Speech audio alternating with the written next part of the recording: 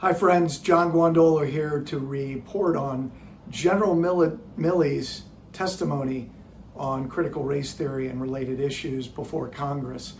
Well, first let me begin by saying in the end of 2008, when I got recruited out of the FBI to work with a very unique group inside the Department of Defense, myself and one colleague, both together and individually, briefed numerous 3- and 4-star generals and admirals, and we discovered that none of them had any understanding of Islamic doctrine and the Islamic movement, both globally and inside North America, specifically the United States.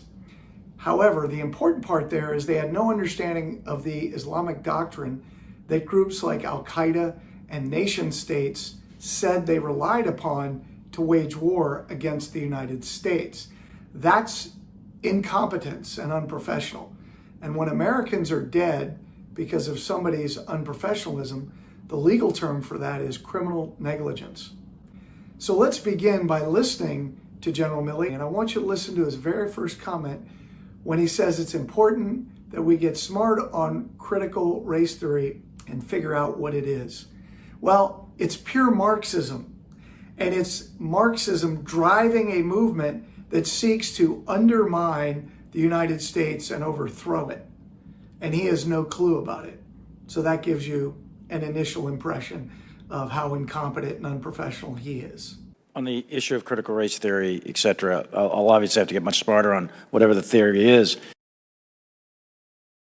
But I do think it's important, actually, for those of us in uniform to be open-minded and be widely read. And the United States Military Academy is a university. And it is important that we train and we understand. And I want to understand white rage, and I'm white, and I want to understand it. So what is it that caused thousands of people to assault this building and try to overturn the Constitution of the United States of America? What caused that? Speaking of ignorance and an inability to actually understand reality, General Milley admits that he believes that what happened on January 6th was an attack on the Capitol by people who seek to overthrow the Constitution. The people that walked up the stairs and were waved into the Capitol by the U.S. Capitol Police did not do so to overthrow the Constitution. They were there because they believed the election was fraudulent, and they were there to defend the Constitution. His gross misunderstanding of what happened on January 6th is indicative of a much greater problem with America's leaders. I've read Mao Zedong. I've read Karl Marx. I've read Lenin. That doesn't make me a communist. So what is wrong with understanding, having some situational understanding about the country for which we are here to defend? And I personally find it offensive that we are accusing the United States military, our general officers, our commissioned, non-commissioned officers, of being, quote, woke. I would love it if General Milley and other general officers in the military had an understanding of the underpinnings of our founding principles. Yet the evidence on the table is that the majority of them do not. 100% of the generals and admirals that my colleagues and I briefed from 2009, actually before that, forward, who were in charge of major commands, had no understanding of the enemy doctrine, nor did they seem to have an understanding of the foundation of the law of nature and the law of nature's God that underpins our law and government. And he wants to feign offense at this. Maybe he should look at what's going on around in the military. That might be why we, as American people and people in Congress who are representing Americans, feel the military is, quote, woke. Because they are. Because they're flying lesbian and gay flags and pronouncing what a wonderful thing it is that LGBT community has brought into the military.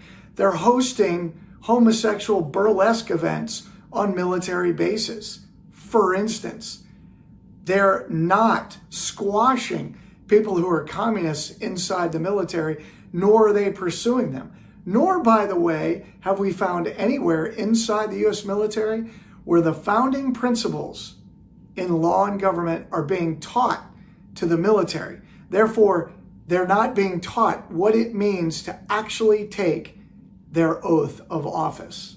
So yeah, we are a little upset. Or something else, because we're studying some theories that are out there. That was started at Harvard Law School years ago, and it proposed that there were laws in the United States, antebellum laws prior to the Civil War, that led to a power differential with African Americans that were 3/4 of a human being when this country was formed.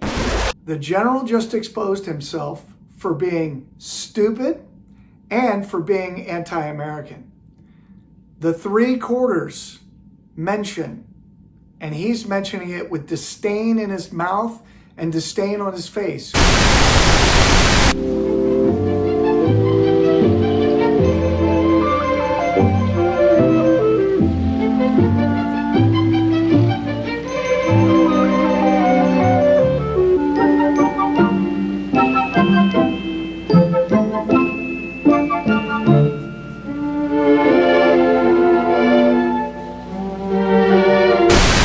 Study some history, General, because you're embarrassing yourself. And then we had a Civil War and Emancipation Proclamation to change it. And we brought it up to the Civil Rights Act in 1964. It took another 100 years to change that.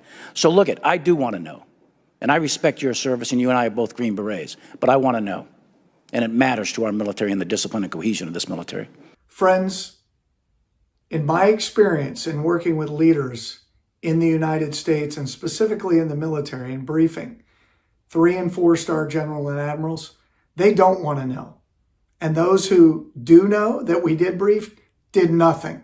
It's unprofessional not to know the enemy threat doctrine in a war that you're engaged in for over 20 years. They haven't learned the jihadi doctrine, which is Sharia. They don't read it. They don't teach it. They don't want to know it. What they have spent the generals spent the last 20 years doing is kissing the ass of the average Islamic leader, apologizing for accidentally burning Qurans or other materials, falling over themselves to lock up U.S. soldiers who are killing bad guys because they didn't do it at the right time or in the right place or in the right way. Our generals have proven in the last 20 years they have been incompetent and incapable of leading the U.S. military.